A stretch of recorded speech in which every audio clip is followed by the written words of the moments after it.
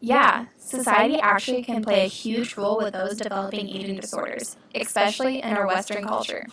Have you ever heard of the sociocultural theory of eating disorders? No, what's that? The sociocultural model of eating pathology says that social pressures to be thin foster an internalization of the thin ideal and body dissatisfaction, which in turn places individuals at risk for dieting and negative effect. So basically, our culture places a big emphasis on body weight and image. So our westernized culture sees thinness as beauty. Wait, you're so right. I always see magazines in the stores talking about dieting or commercials with different celebrity fitness plans. It's everywhere.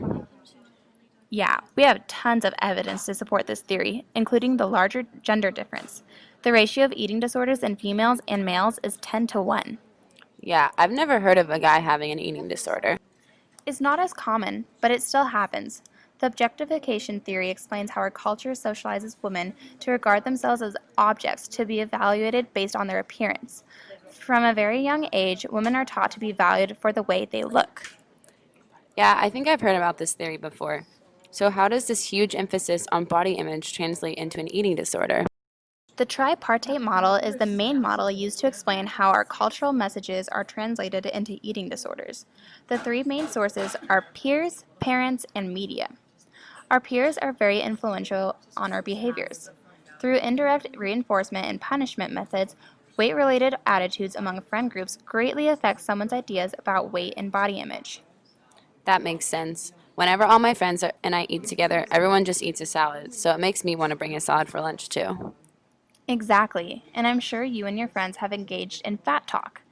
Fat talk is negative body-related conversations that are considered socially acceptable and expected. In fact, 93% of college women reported that they have engaged in fat talk. Whoa, who knew that our society would make such a large impact on those developing eating disorders?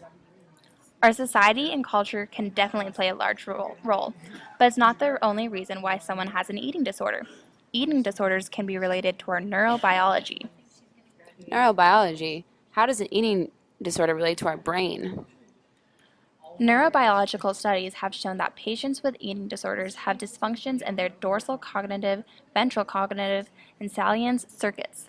In a monetary choice task, when hungry versus satisfied was tested, both anorexic and bulimic brains failed to differentiate between wins and losses in their limbic circuitry. This suggests a higher sensitivity to both reward and punishment and an impaired ability to identify rewarding or emotional significance of a stimulus. But anorexic and bulimic brains differ in cognitive or inhibition circuitry. Anorexic brains showed increase in behavioral inhibition due to increased activation of cognitive circuitry, while bulimic brains showed decreased inhibitory control. Food is interpreted as a risk instead of as a means of survival, and when food is restricted, the negative emotions that come along with eating are reduced. I've never thought about how much an eating disorder can affect someone. Eating disorders really are real and neurobiologically based disorder. Now that I know so much about them, I'll be more aware of the people in my life that may have one.